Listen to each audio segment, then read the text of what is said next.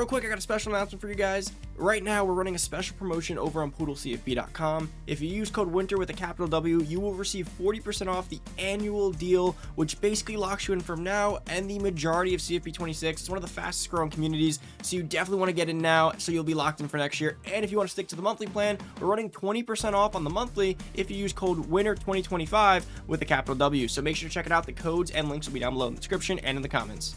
What's going on, everybody? It's Poodle back with another CFB 25 video, and in today's video, I'm going to be going over the only positions you need to recruit in Dynasty mode. Before we get into the video, guys, as always, if you haven't already, check out poodlecfb.com. As you guys know, for each and every video, we are running a special where the first person to DM me on Twitter asking for a specialized poodlecfb.com code will get a special code a little bit better than code WINTER or code WINTER 2025. But also, if you don't already, still a great deal. Code WINTER capital W gets you $40 off the annual plan. Sorry, I keep making that mistake. And code WINTER 2025 capital W gets you 20% off the monthly plan. Make sure to check it out, guys. For all the above, the codes are recurring, so if you get it in now, you are locked in for CFP 26, which is the really special and best part of locking yourself in now, is that you will be locked in for the rest of CFP 26 at that rate for as long as you're members. Make sure to check it out.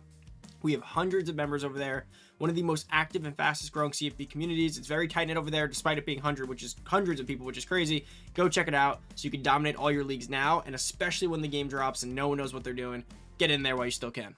The beauty of a video like this is really helping you guys out when recruiting in specific scenarios. And what I mean by that is when recruiting, you'll know that there's always classes that aren't balanced. Like, there'll be a lot of cornerbacks but no safeties. There'll be a lot of middle linebackers but no outside linebackers. There'll be a lot of centers but not a lot of guards. And I find people trying to balance their classes out in a way that makes sense positionally. And in a game like CFB, where position changing is not only a thing, it's almost encouraged, you want to be recruiting efficiently rather than trying to balance your roster. And this works for a variety of reasons. Let's say there's 2 good blue chip left tackles, but there's like 7 centers or 7 guards, and everyone's fighting for those 2 left tackles to have bookend tackles. Why not just take one of those 7 guards that are being ignored and move them over to left tackle, and so on and so forth? And that's kind of the point of recruiting, based on how to make it most efficient for your roster. So start on offense with the quarterback. We can go to any roster for this, doesn't matter. When it comes to quarterbacks, this position is very different. You can't position change this position well. So quarterback is a position that you must recruit, and that's the point of this video. The positions you need to be recruiting, the only ones you need to be recruiting. Quarterback for sure. Set it and forget it. As you guys know, when you do edit quarterbacks, you do run the risk of getting a strong arm quarterback or completely bricking him. So keep that in mind. Don't touch the quarterback position. Halfbacks, same concept. You're not really moving halfbacks into other places, so you do need to. Well, you're not really moving halfbacks around in a certain way like you would with linemen. So halfbacks you need to recruit because they actually are not just great at their position. You can move a power halfback over to defense and so on and so forth. So halfback is a position that you definitely need to be recruiting. Fullback, I don't think you need to recruit that at all. Wide receiver. Wide receiver is a position that needs to be recruiting. On offense, I know it's a little weird. Wide receivers need to be recruiting for a few reasons. They could play tight end, they could play wide receiver, and they could play running back, and they could play cornerback. So wide receiver is definitely a position that you want to focus on. So quarterback, running back, wide receiver. Those are like those 3, set it and forget it. You need to be recruiting those no matter what. There's no workarounds for them and in that sense. Now, could you put a wide receiver at running back? Yes, but I think you still want running backs because not only you need a power back, right? You can also move them over to defense. Now, here's where it starts to change up. Tight ends, you don't really need to recruit them because they don't build well. Honestly, the best thing, if you're allowed to or your league doesn't disown it, you can just get a physical wide receiver and move him over to tight end, and he's going to be elite. Like, you can just get a tall, big one and play him there. I don't think it's really worthwhile. Or you can move him over to tackles, but you don't necessarily need to do that either. You can just draft a tackle or recruit a tackle. So now linemen. When it comes to linemen, there's no specific one that you need to bring in. In my opinion, they position change so well. So in my opinion, there's no like you must draft left tackles, you must draft guards.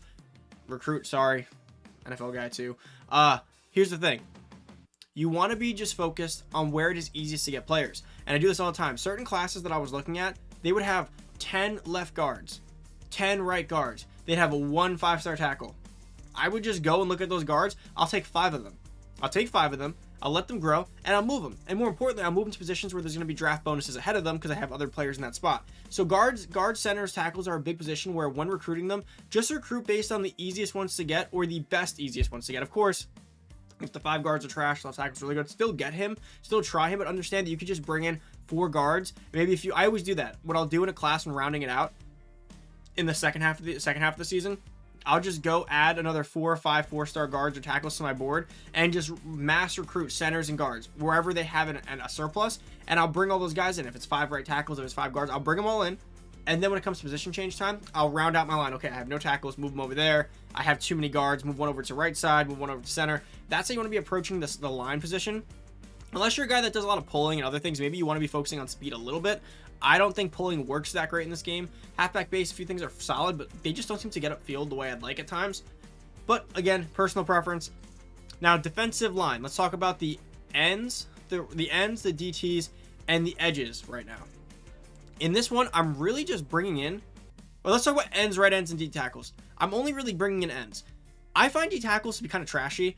I wish run stoppers, like recruited run stoppers were better base. They end up really slow, and they always end up with bad everything, and they don't grow well.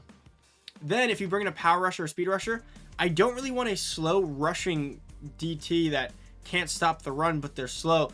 If it's a passing down, I'll just put in a passing player there if they're not going to run.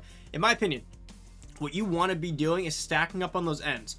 Bring in good ends that can rush, and bring in a run stopping end. Every class, every single one, I try to bring in at least one run stopping end, preferably two. Why? A run stopping end will have a nice mix of like 76 to 82 speed, get the disruptor abilities, and also have good play rec and develop quickly. And then what I do from there is I do one of two things.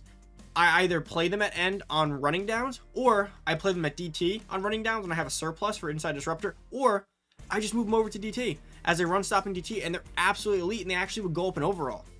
Because a really good block shedding running right end or left end that's a run stopper transferred over to DT actually ends up being a super elite DT, and their overalls typically go up. So for me on the D line, I'm really just bringing in ends, run stoppers, and pass rushers, and moving it around. And then in terms of edge rushing, left outside, right outside linebacker, let's just talk edge only here. I typically have them in for their rushers, but exactly, you could just bring in edge rushers. And the reason I like outside linebacker and right outside linebackers over ends, typically, they just seem to always come with a lot of quick jump.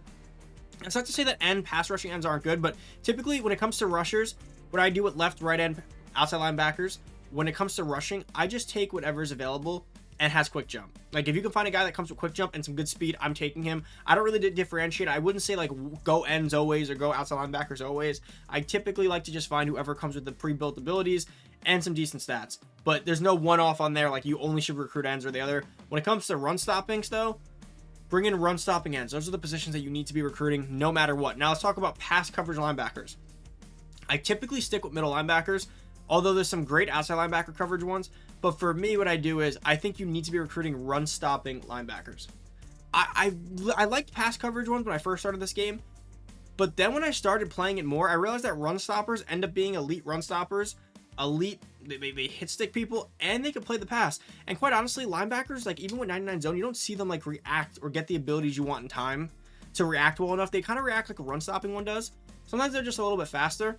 But for me, I like run stopping linebackers. That's an absolute position you need to be recruiting, and they can move around at outside linebacker, they can move to edge, and they end up developing pass rush, means you can play them at edge too. So for me, run stopping middle linebackers, I don't really care to bring in stand-up outside linebackers. I really just get a lot of middle linebackers and move them over. But similar situation, use the efficiency method of just scanning the field. If there's 19 outside linebackers in this class that are really good, you can just move them over. That's fine too, but I like run stopping middle linebackers to play across the field. When it comes to the secondary, this is very interchangeable in the fact that like if you're going to play a zone scheme, you can move corners to safety or safeties to corner. It's all the same. Now the beauty of moving, I think you kind of want to bring in both for two reasons. I think corners move to safety are great because sometimes you can get like a 98 speed guy like Domani Jackson, move him to safety, and you have a 98, 99 speed cornerback playing safety, which is amazing with high zone. And then on the flip side, you move a safety in with a good block shed, like a run support one, and you can play him in like the slot and play the run really well. So I actually think you want both. I just think you want to interchangeably move them depending on what you're trying to set up. But if you had to only get one, I'd say you could probably play slot corner across the field. The only problem is those slot corners won't be the best safeties in the run game as far as like a run support one, but they're far back up there. A lot of people don't really set up packages like that. So for me personally, you could honestly just get a bunch of slot and zone corners and play them all over if you just want the speed effect. Inversely, you could do it with safeties. I probably lean corners to safeties more than safeties to corners. I do like the fact of getting the block shed and the run support, but they won't play in coverage as well as a cornerback, because cornerbacks are just going to get better coverage, especially the slot ones. But guys, that's basically it for the video. Kicker, punter, interchangeably so. I hope I gave you guys some insight in how I think about how I recruit and how I look and how I don't try to balance things out. You could just balance it out all later in a game where moving their positions actually gets some better abilities and better overalls most of the time anyways. But that's about it for the video. Hope you did enjoy. If you're new to the channel, hit that subscribe button. Make sure to check out poodlecfb.com. Use code winter or winter2025 for your discount. And of course, first person to DM me in each video on Twitter can get a specialized code for poodlecfb.com. So make sure to check it out. Thank you guys for watching. I'm out. Peace.